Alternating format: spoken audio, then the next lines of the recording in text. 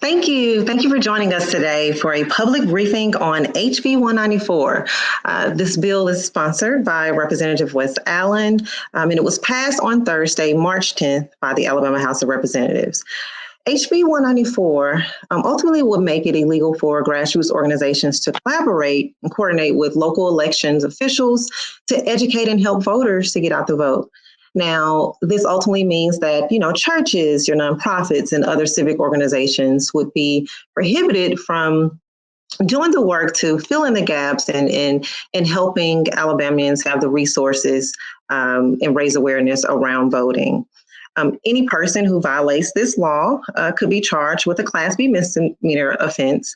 And in Alabama, a Class B misdemeanor could result in jail time of up to 6 months and fines of up to $3,000. Now, this bill comes at a time where we are seeing election centers around the country, including in Alabama, experience staff and resource shortages. So today, we wanted to make sure that we raise awareness in the public as to why we consider this a bad bill. Today's briefing is sponsored by the Alabama Voting Rights Coalition in collaboration with Alabama Values Progress. Today, we'll hear from speakers who will frame the issues with the bill through a practical lens of either an organizer or someone who conducts voter education outreach, or someone who can speak to how being a direct recipient of voter education and outreach has helped them become more civic minded and get involved in our state's democracy. Each speaker will have about 5 to 8 minutes to speak, and after which we will open it up for Q&A. So please drop your questions and comments in the chat, whether you're watching live via Facebook or live via YouTube. We'll start off the discussion today with Evan Milligan, the Executive Director of Alabama Forward, our state civic table. Hey, good morning, Anisha, and good morning, Sam, Kathy, Rodrisha. It's good to be with y'all this morning. Thank you for everyone for tuning in.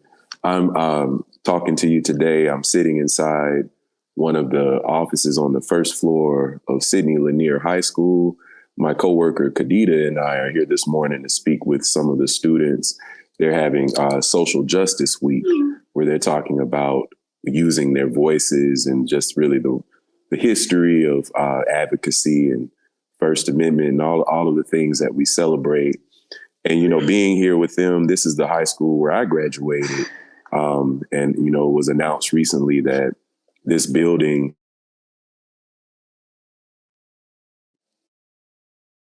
the building, which is, over 100 years old, will be closed in about 3 years because our local public school system doesn't have the funding to maintain it. We call it the castle. It's a building that, not many buildings really look like this.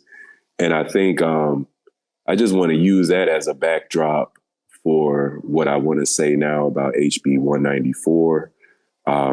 In many countries in the world, if you have a building that's over 100 years old, that has very unique architecture and a community of students. Can y'all hear me okay? Okay. When you have communities of students and families associated with that institution for years, that would be something that the local government or state government resources would be made available to preserve. And so it's definitely been a blow to our community to know that this institution, we basically don't have the funds to make it cost effective to preserve it. And so there's a consolidation of this high school with another high school. And some folks are worried about how that'll play out on the ground. And we're hopeful that our students will find a way to make that make sense. But I think it's similar in terms of what we're doing with our democratic institutions. And so we have a system in this country where freedom of speech, freedom of assembly, our Bill of Rights, those are things that are fundamental to our American identity. Also, being a majoritarian democracy, but also being a democracy that has constitutionally protected rights for its citizens. And so, for ethnic minorities, religious minorities, we're a unique country in that way, that we've been able to, despite civil war and many movements, continue to advance in the direction of expanding those democratic freedoms. And now we're at a period of time where, similar to, the decision to what the place we're in with this building, we're kind of abandoning some of the most unique aspects of our culture and of our democratic institutions. So HB 194 is another example of that. Really trying to limit the extent to which civic organizations can educate their constituents and can even try to fill in some of the gaps that our election systems have left there due to our underfunding of our democratic institutions. And so this bill would really try to drive a wedge in between groups that want to pick up some of the slack and that want to fill in that gap. And then, it would drive a wedge between those groups and then those community members that might really appreciate those resources. And I would just urge everyone listening here to let your legislators know that this is not a bill that reflects your best interests. And regardless of what happens with it, I would urge everyone to really think about how this is a pattern right now of bills that are really undermining what our democracy, what our democratic institutions actually exist to do. We've seen an example of that with the electoral maps, the congressional electoral maps, state electoral maps that were voted out of the legislature and signed into law by the governor. We see that as an example with the response to critical race theory. We see that as an example right now with things that are happening with respect to reproductive rights. That we see legislatures really taking it upon themselves to define norms and define things that prior to, historically have really been defined by professional associations or had already been resolved by courts. We see our state legislature and others in our region are really taking a step in the other direction to ensure that there are fewer voices in our democratic tradition. And this is concerning because our country is becoming more multi-ethnic, more multicultural. Our state is becoming, more non-white. The fastest growing populations in our state are Black, Latinx, AAPI, multiracial, indigenous. And so right as we're entering an era where we could be expanding participation, we're seeing our legislature move in a direction of contracting and limiting space. And we're concerned about the way that that's racialized and the way that that's happening now at a moment where there's a demographic shift in this country, because we know that as Alabamians, we believe that our neighbors of all races should be participating in our process, and that there should be more space to engage with our neighbors and with our communities. And so that's what we're trying to do in our coalition with Alabama Forward, is to really support our member organizations and our ally groups that work around the state to celebrate the tradition of democracy, to protect the traditions of democracy. And we're excited to be here today to support this conversation around our opposition to HB 194. Thank you. Thank you, Evan. Thank you so much for sharing, just providing insight on the role that grassroots and civic organizations have played and continue to play in voter education and outreach efforts, and just discussing the ramifications of this bill.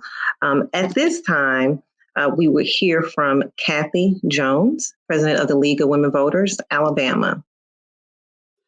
Good morning. Thank you for having me online today. I appreciate the opportunity to speak about HB 194. And I wanted to start with talking about why we noticed this bill.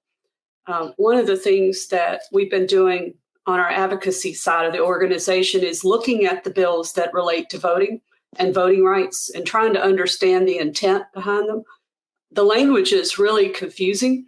When you start looking at bills, you try to understand what some of the words mean. And one of the terms that really struck me about this HB 194 was the word personal services. I am a retired civil servant, And so one of the things that I have always heard is you shall not have a personal services contractor. And what that means is you have someone doing your job for you, doing basically whatever you tell them to go do. In the terminology of this bill, the word personal services, when Wes Allen says he's only trying to limit money, that's different. When he talks about personal services, he's talking about people who are doing the job that the election officials, are either don't have the resources to do or just aren't doing. One of the things that I see the voting rights organizations in the state of Alabama doing are going out trying to fill the gaps. There's a lot of needs in this state to get students registered before they turn 18 so that they'll be ready to vote when they turn 18. They can get registered at 17 and a half. They can apply to register.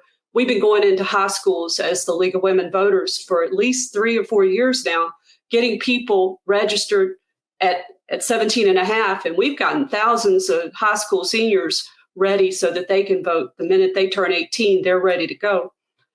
You're also seeing limits on things that we're doing to try to help citizens work their way through the voting rights restoration process. In several cases, we've actually found where this registrar has not properly processed the people's application for a serve. There's a question, they'll see a conviction and whatever they're seeing on their screen just doesn't look right. We've actually gone in and talked to the registrars and gotten those turned around. So, we're working as a collaboration, to help make people's opportunities to vote easier, filling in the gaps that are not being provided by the state of Alabama right now. There's so many things. I could go down the list, with the voter drives, the absentee election process. We've worked with the absentee election circuit clerk to help understand the voter ID requirements, to make sure that when we had drive-up voter services clinics during 2020, that we actually were providing copies of the driver's license that the circuit clerk would accept.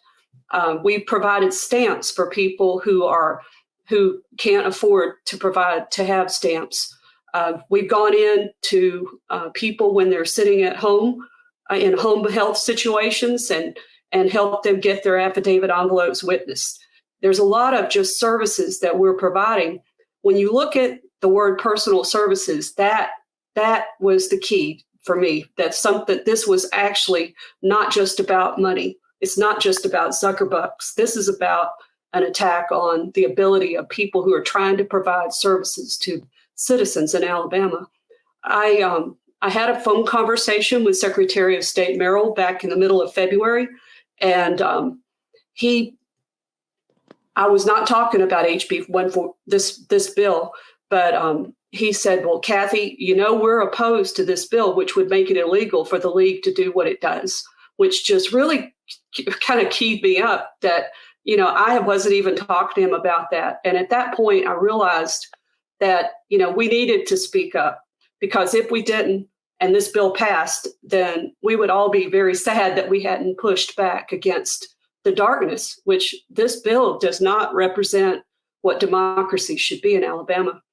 And just as an example of things that I've already listed out, a few of the things that I think it would impact, but I believe that if you could just eliminate that personal services terminology, then you would be focusing it on what Wes Allen is saying he's against, which is money. If you leave the personal services wording in there, then you're leaving it up for interpretation, which is you could say that they're only going to, it's only going to punish the elected officials and their staff, which is bad enough. But there could be some people that are going to interpret it to say that it also affects people who are coming in as citizens or organizations trying to help. And so that's where I feel like this is a bad bill, and it's going to cause harm, and it just either needs to go away or it needs to be fixed. And so I think that was pretty much where we were coming from. And I appreciate the time.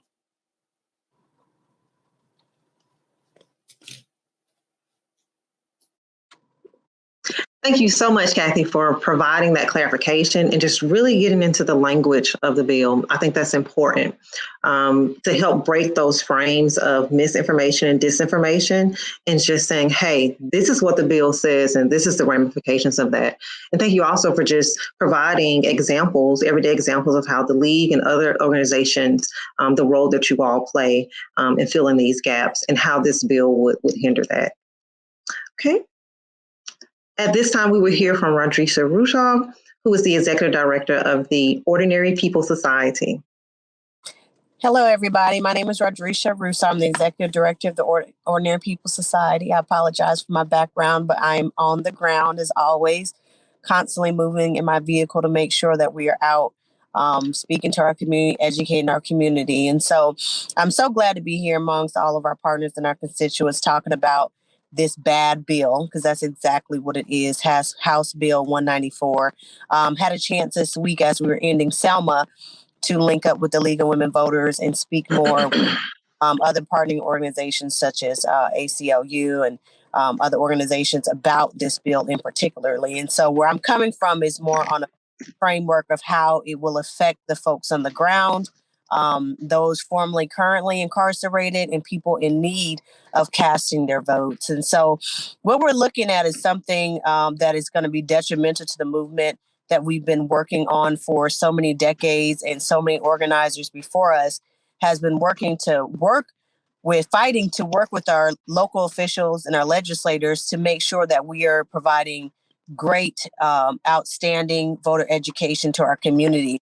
And this bill would put a barrier on the relationships that we have formed with local officials over the last several decades. The resources, stopping the funding and the resources where the resources are already scarce in the state of Alabama is going to be a big mark on how we do registrations in the jails, how we do that in the prisons, and how we do it on the ground. As we know, in the last 2 years, TOPS has worked with Alabama Election Protection Network, with the network that we started to end voter intimidation. And in that, some of the funding that we even received for certain things like laptops and phone lines through Chan Zuckerberg, which is CZI, this type of bill bans those kind of foundations and private donors from being able to donate to not only just local officials, but also getting the money to the ground to grassroots organizations such as us. And then we seen in the last election, we actually moved over 20,000 formerly incarcerated people to vote just because of that call center. And so I'm here to express the harm that is going to be done, because we're seeing voter intimidation everywhere. And intimidation is on every level. In the state of Florida, I was just talking to Representative Hart, where, they just passed a bill that you cannot protest, right? And so you'll be criminalized for that. And even in this bill, there's a criminalization component to it. And so we have to look at all the factors that are leading up to the 2022 elections. And we all knew that, things would come this way, but we didn't think that Alabama would be hit with a bill such as this that would stop some of the resources. And so, as we know, we have last year, 2019, was the first year that it was stated on the ballot that people can vote inside a prison while incarcerated, as long as they have a crime not involving moral turpitude. And that was a law that was passed by Pastor Kenneth Glasgow, which is Glasgow versus Allen. You can look that up yourself if you would like. Us needing those resources to get into those jails to make sure that their rights to votes are there. I always tell people when we speak, TOPS always makes it very clear that you are not a citizen, not by your birth certificate, not by your driver's license. You're not a citizen until you actually cast your vote. When you become an active voter, that's what makes you a citizen in the United States. And so what we're saying here is that if we let this bill pass, we have thousands of people who are no longer considered citizens because they're not able to cast their vote, because they may have not been able to get or receive information of their voting right. And so that is 10 steps backwards in the state of Alabama. That is something that we will not allow to happen on the ground. We will fight this bill. I had a conversation recently as well, Kathy, with Mr. Merrill, and he stated that he wasn't really for it. And we understand that in this bill, there still has to be some clarification. But what I'm putting out today is that it is a bad bill.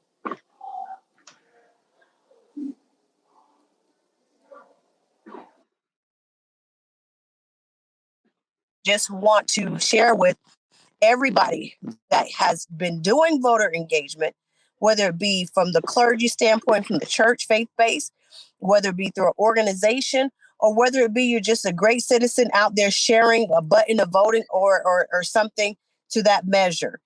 We will all be impacted by this if it passes. So we must continue to bring awareness and to educate our communities to push back on House Bill 194. And thank you for having me.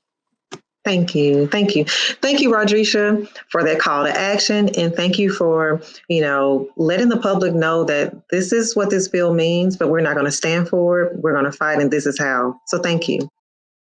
Okay, at this time, we will hear from Sam Robson, who is the ambassador for the Andrew Goldman Foundation for Vote Everywhere with the University of Alabama.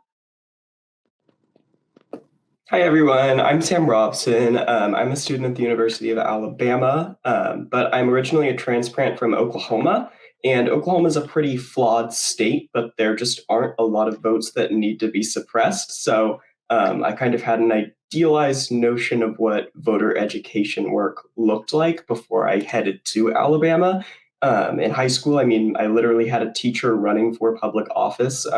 I was sort of in an environment of civic engagement, and I sort of grew myself in that environment because I was like a total political nerd as well.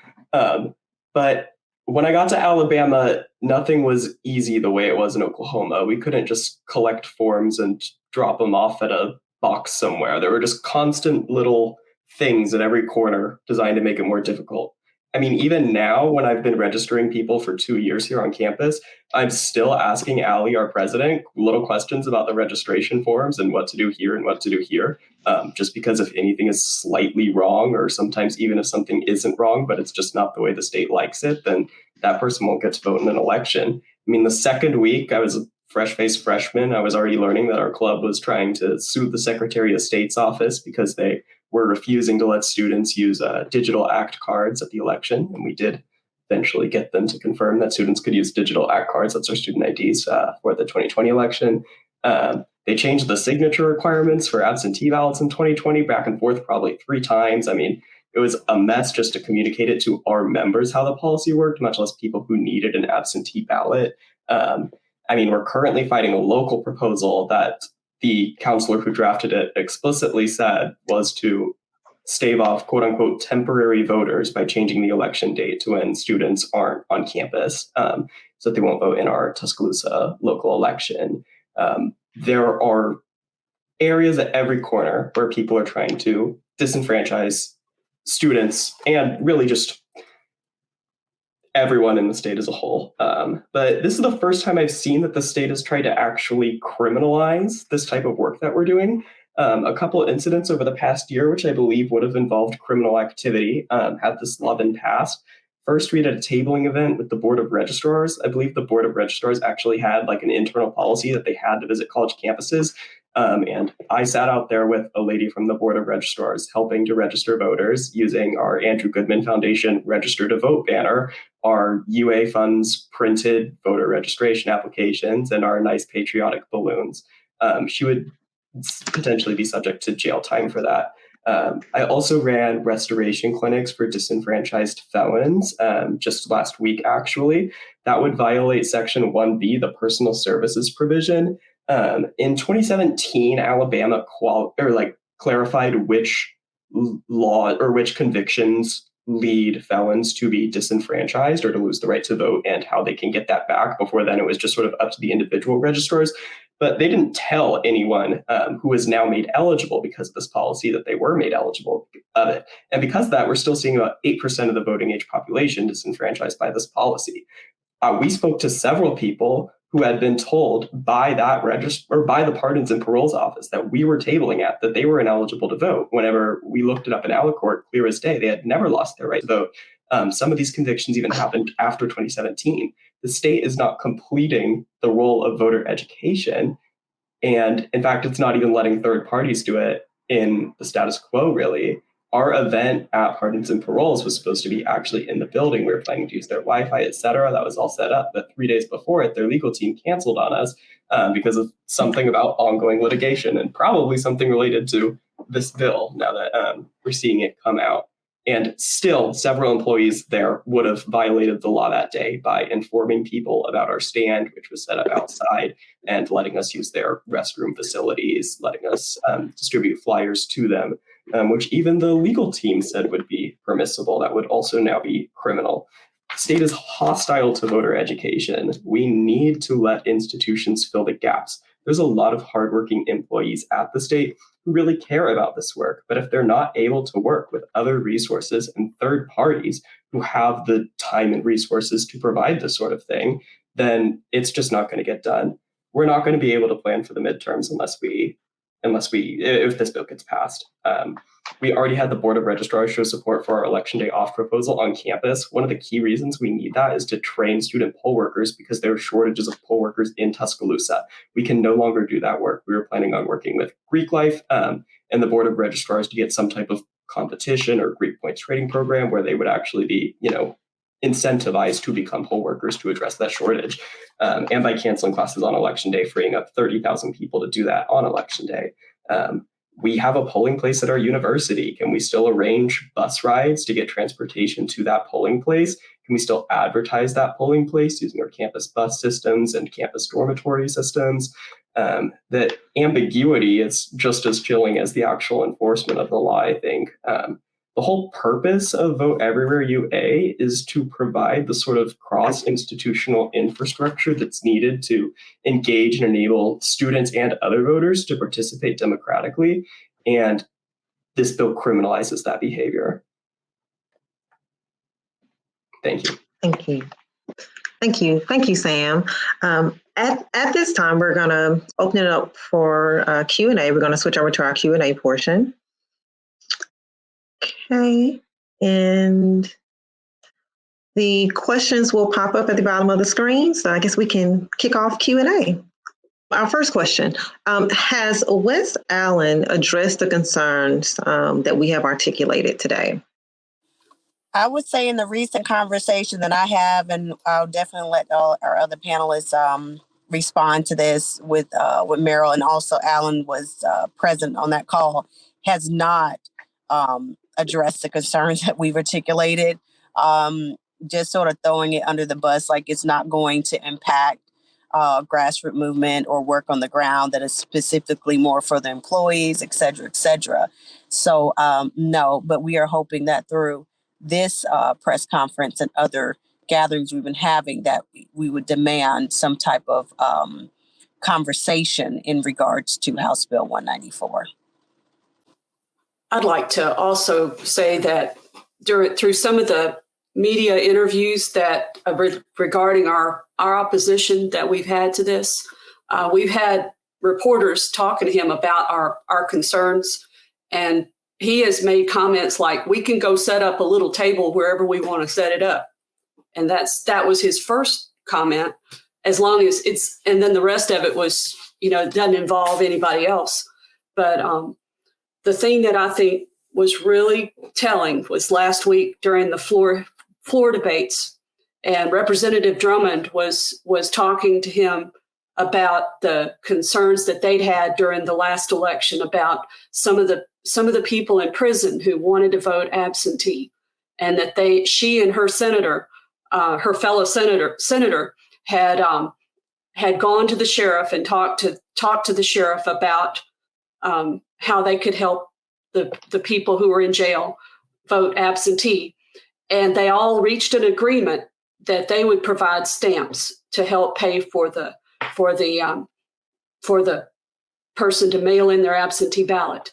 And she pressed him, and she had to press him several times, which I thought was just really was good to watch, because finally he said that she was wanting to know who would be criminally liable.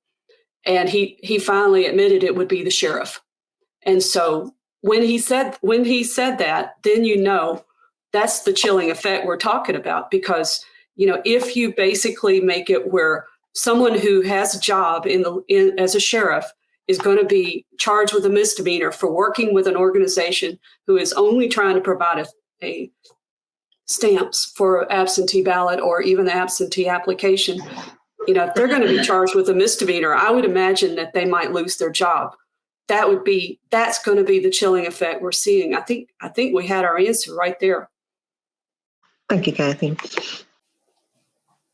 Okay, what do you think will be the far-reaching effects if the bill passes the Senate? I know we're all sort of waiting. Personally, I think that, the far-reaching effect it'll be the voter turnout. We'll have less voter turnout. We've already struggled with the history in the state of Alabama for voting turnout. We've worked so hard to educate people and restore their rights to vote, especially for those who are formerly currently incarcerated. And this is going to do nothing but turn the time backwards. Like Kathy said, to where people are able to vote with absentee ballot is amazing. And also in jails, outside of jails, not just formerly incarcerated people. It's going to impact the LGBTQ movement. There's already enough stimulations on them trying to get their IDs to be able to match their gender, transgender movement. And so this is going to do nothing but turn back the hands in time. And the intimidation will remain here, where people will not want to vote. And so that is the long lasting effect. And not only that, it sets us up to be able to continue to pass more ugly bills. If we don't win this one, it'd be more bills that are going to come forward that are going to diminish the vote totally. I was going to add that one of the things I see is happening is it's going to affect the ability for us to get accurate information, to be able to share it with voters, to make sure that people understand the issues, that they understand when they go to vote, or if they want to vote absentee, what are the requirements. Just being able to have a conversation with elected officials. There's going to be a barrier between us and them, which to me there should not be. We should be all working toward the same goals. And that I see a barrier.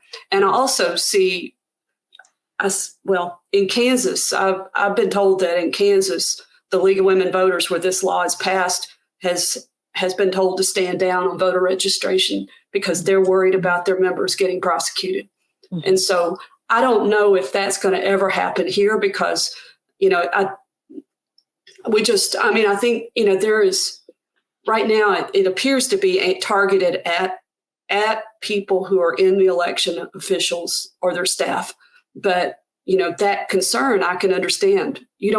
People don't want to be running the risk of going to jail if they've got a job that they might lose. That's right. And Catherine, I want to add on that. That was a great point that you brought up about tying the hands of our local officials. I know we just came out of our ending our redistricting process, and we started a letter campaign to be able to bring the local officials and the community together, not just the community, but the faith-based organization, the grassroots organizations. We made so much improvement in our collaboration, working with our local officials. And like you said, it's really going to tie their hands to where we can't work together, or it's going to, decrease our efforts in getting the vote out together. And that's something that we don't want to do. That's something that we've been pushing for community and local officials and also organizations to work together to increase the vote and increase the power to put it back in our community. So thank you, Kathy, for lifting that up. Thank you, Kathy. Marjorie. Okay, Mike Ottman. Mike says, maybe I missed this, but what is the problem they're trying to solve? And I'm assuming it's trying to figure out what are they trying to solve, with HB 194. And that's typically the case, right? When we put a bill forth, we're solving some type of issue, right? The only thing that I hear Representative Allen say over and over again is that he's trying to keep out-of-state money out of local elections. That is all he says. Now, I can't address his other motivations, but that's all he's saying publicly. I mean, I feel like it's the same as with the critical race theory thing, where the timing across all state legislatures just has no correlation with even the sort of suspected origins of critical race theory within education. I think it's really just a political decision. It's an election year. Voting restriction legislation is really popular because of contested results in the 2020 election. So I think people are hungry for that narrative. And I think that this bill is a good way to do that while appearing neutral on the surface. But really what this does is completely disarms the already resource-stripped state agencies responsible for keeping Alabamian democracy alive from doing their jobs. Thank you. Let's see, Sailor Jones, what are election officials saying in response? Yes, I think just to reiterate sort of what we were stating before, we've had some conversations behind closed doors with some of our elected officials. It still seems to me that there's a lot of confusion around the bill, and the confusion is around the language, particularly coming from Merrill, and understanding that. And so, you know, it's wild to me how a bill can go forward, but there's still confusion within the legislators when they don't understand what's really going on with this bill. But I do know for some of the folks that we work directly with, I will not name them, that are against it totally, don't really see how this could even move forward, or don't even see how it could continue to be passed. But we all know that some bad bills get passed. So we have a very, I would say, a strong amount of elected officials who is not in agreement with this bill at all. Yesterday, I talked to Secretary of State Merrill about this bill and was expressing my concerns about the things that we wanted to have changed. And he said that there were a lot of problems with this bill. He agreed that what we're pointing out is probably the worst part of the bill, but he said there were a lot of other issues. And so he's very concerned about this bill and feels like it needs a lot of work. Mm-hmm. Okay, our next question. Who can do voter education or canvassing drives under this bill? Under this bill, what organizations can continue to do this type of work? Well, I mean, the truth be told, I believe that organizations can still do the work, whether it be a nonprofit organization, faith organization, individual. You could still do the work as far as drivers and canvassing. What this bill is going to do is stop the funding from the private sectors to be able to go in, to be used by state employees, elected officials, or what have you, to be able to collaborate with grassroots organizations. So it's not that it particularly would stop us from doing the work, but would stop us from being able to tap into the resources available to do our work, which is just as bad.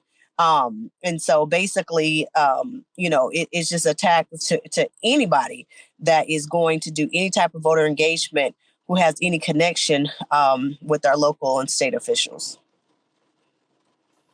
I agree. Okay. We're still gonna do what we do, but if there's a nuance that we need to get answers to certain questions, or if some citizen is having a problem, I'm not sure we're going to be able to help them like we have been in the past. And I think it particularly compromises our ability to work with those populations that are more likely to be affected by policies that make voting more difficult, because state agencies are sort of the only places where people are regularly going where these types of things happen. I mean, you got to support a democracy within a democracy. Have conservative organizations given any support to pushing back on this bill, considering they are impacted also? by this bill? So I have not talked to any, but once again, Secretary of State Merrill told me he thought the Republican women's voting group should be probably, they would be impacted as well. So I have not talked to them, and I don't know that they would go with us to oppose it, but they'll be impacted just like progressive groups would be. I don't want to speak for any particular organizations at UA, but from our early reports, we're seeing that this is seeing pretty bipartisan pushback among students. Mm-hmm. Mm-hmm. I agree with that. We had a conversation recently in Selma with the group from ASAP, Alabama Students Against Prisons, and they're definitely going to be pushing back on a lot of the people in the HBCU. So, okay. How does Allen reconcile this bill and his candidacy for Secretary of State? Well, let me just say that the League of Women Voters has invited him to participate in our Secretary of State candidate forum on the 26th of April so that he can answer questions, because I don't know. Right. And I think that, like we stated, there has to be a major reconstruction in this bill in particular, and we would like to see what that would look like. Number one, I mean, not saying we're for it, but everybody has the right to speak their piece. We like to see that, and like Kathy said, if he would come before us and the community, and share his thoughts around it, then I can't say it's reconciliation, but at least it's a transparent conversation that is happening, so that we can understand what his frame of mind is on this. Okay. Would pressuring board of registrars to follow 17311 requiring visits to college and universities help them oppose this bill? I think he's talking about the state code that requires registrars in each county, they're required to go to colleges or high schools. If there's, for example, up here in Madison County, they are required to go to every college, although, I'm not sure how many they're actually going to. And I think that's what he's getting at, because I talked to folks who've never seen them on their campuses. It would be interesting if they actually had to be visible when they go to these campuses. You might, and actually have a certain quota that they need to reach rather than just setting up a table. Yeah, I've attended a 17311 tabling session, and we run about 6 of those of similar events of magnitude, even in non-election years, just to catch drifting students. It does not have a meaningful impact, one of those just small visits. It is all about institutional support and making sure that there are reliable mechanisms for voter education, communication, and outreach.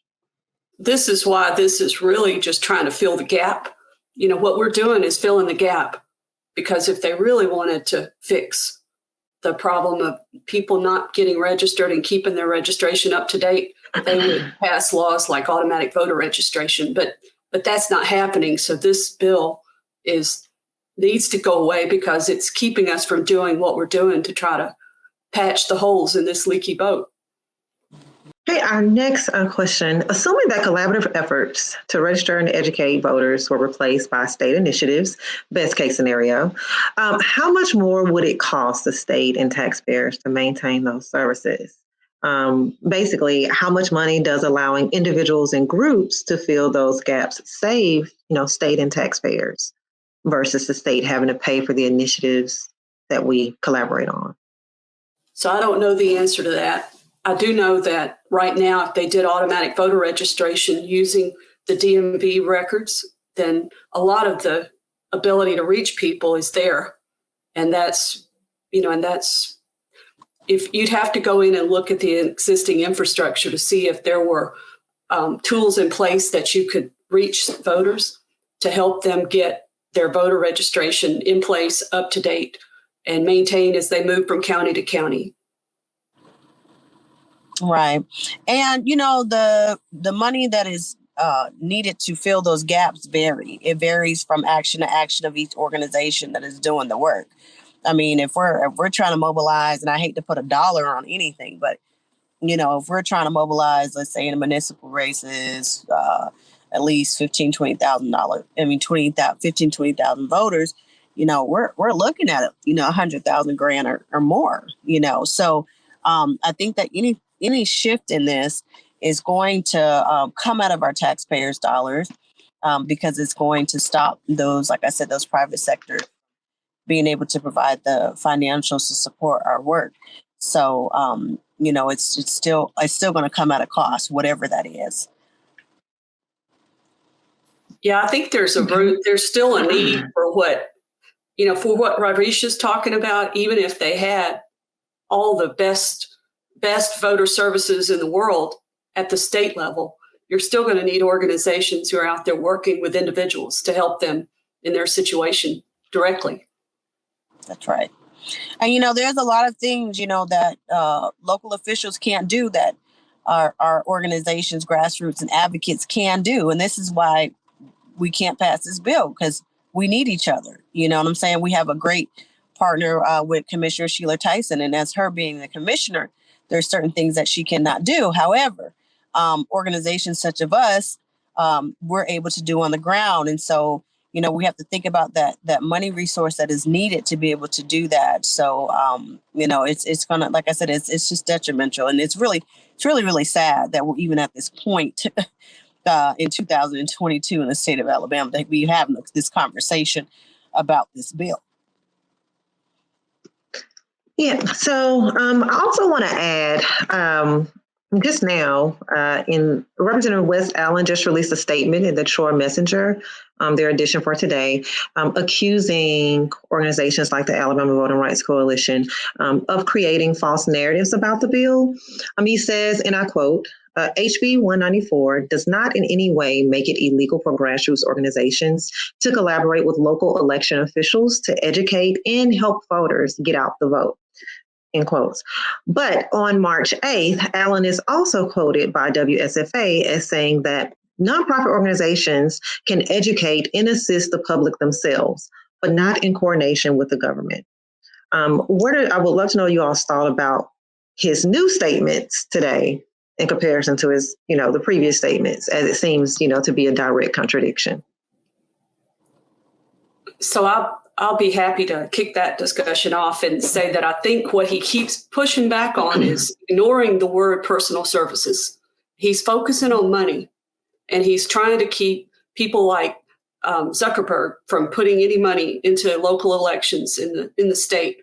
And he thinks he may truly think that somehow saying personal services doesn't hamper anyone, but it does. And that kind of language, when you put that in there, it doesn't relate to money. You're talking about people power, and you're talking about people. They're putting their heart and soul into getting people ready to vote, and that is the problem. When he puts that in there and says that if an election official they cannot accept personal services from an individual or non-governmental organization, then he is putting the threat of a criminal misdemeanor on an election official or their staff. Is also making these organizations fearful that they may be getting caught up in legal battle as well. So, he's not right. I mean, he is missing the point.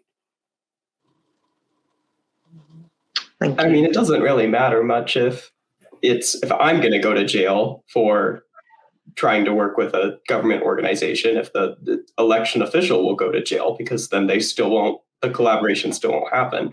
I mean, it might be true that it's not illegal for me to go up there, but if it's illegal for them to speak with me, then the effect is the same. It seems like that argument also just invalidates the entire purpose of the bill. It's like either the bill does nothing or what the bill does is bad. And he doesn't really seem to have much of a response outside of that. It's kind of like throwing a big wet blanket over all of voting rights in Alabama and then saying it doesn't affect what we're doing. I mean, we're not an island unto ourselves. We have to work with these election officials. And what he's saying is that we can go set up a table somewhere and work on it by ourselves. That is not realistic. Yeah.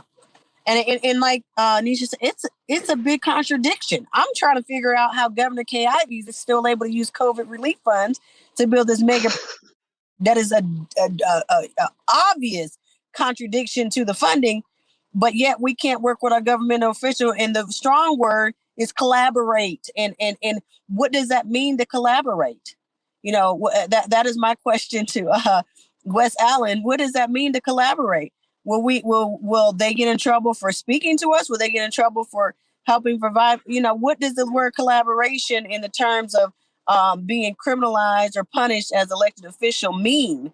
And so, I just think it's an all around contradiction, and we just have to call it what it is. It is unclear, and it needs to be clearly rewritten or explained in the context that it's supposed to serve its purpose. Because right now it's not serving its purpose at all, and it will not serve a purpose, but to stop the funding from coming to, like, some of the panelists said, to some of the government officials who really have a heart for voter engagement at every level. It will impact that. So, yeah. As we are coming to the end of our hour, I want to just pose a question out there. What is the most important story you would like media outlets to share in their community about the opposition to this bill? As we know, it's important that we put, true and adequate information out there for the public as we raise awareness. So I want to give each of you a moment to just share, what would you like our brothers and sisters in the media to report as they report on this story? I would first start by saying that we are tired of this type of opposition.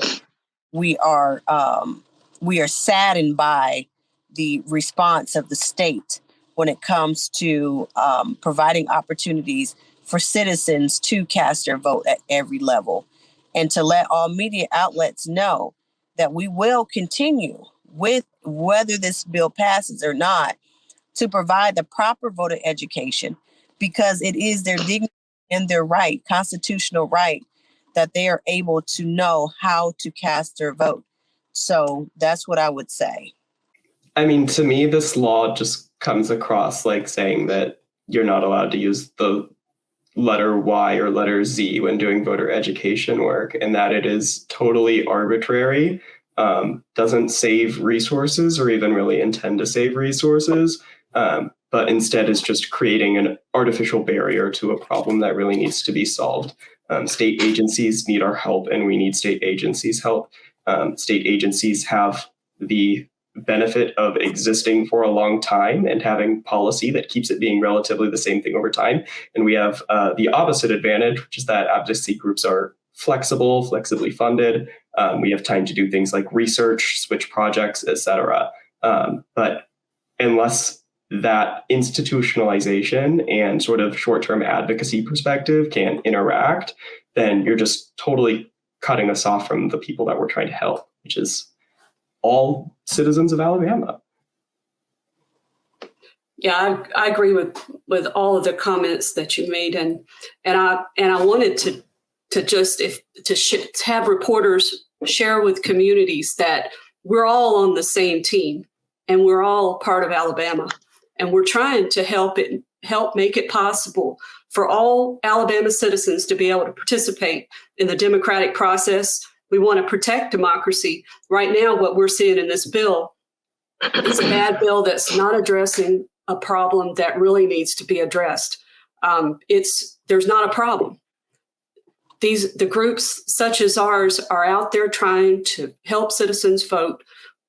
We're working collaboratively with the election officials. This bill would serve only to make that relationship more confusing and more complex. It would introduce fear and division when we should not. And I would just say that the main message is it's not about the money. It's about the people. And it's about the people who are helping others get ready to vote. And whenever you hear Representative Allen say, we're just trying to cut outside money, the League of Women Voters is all volunteer. We have no money that we're putting into these elections. We're people out there trying to help other people. Same with a lot of these other groups. and not just the ones here today. We're out there helping and trying to help, and we don't need laws like this, which would end up making it harder for us to do what we need to do to help Alabama vote. Thank you. I want to say thank you to our speakers today. Thank you all for providing such insightful and impactful information. I encourage our viewers to contact your senator. There's a bit.ly link on the bottom of the screen if you don't know who that is, and tell them to vote no, that this is a bad bill. And as Kathy said, this is about the people. And as we come to a close, I encourage you to stick around for a few moments just to learn a little bit more information about the organizations that make up the Alabama Voting Rights Coalition. We'll have a little video that'll play at the end to share that information with you. And we'll also share some of the comments that you all were putting in the chat. Thank you for conversing amongst yourselves and being involved in today's public briefing. Again, just want to leave you with that this is about people. Thank you.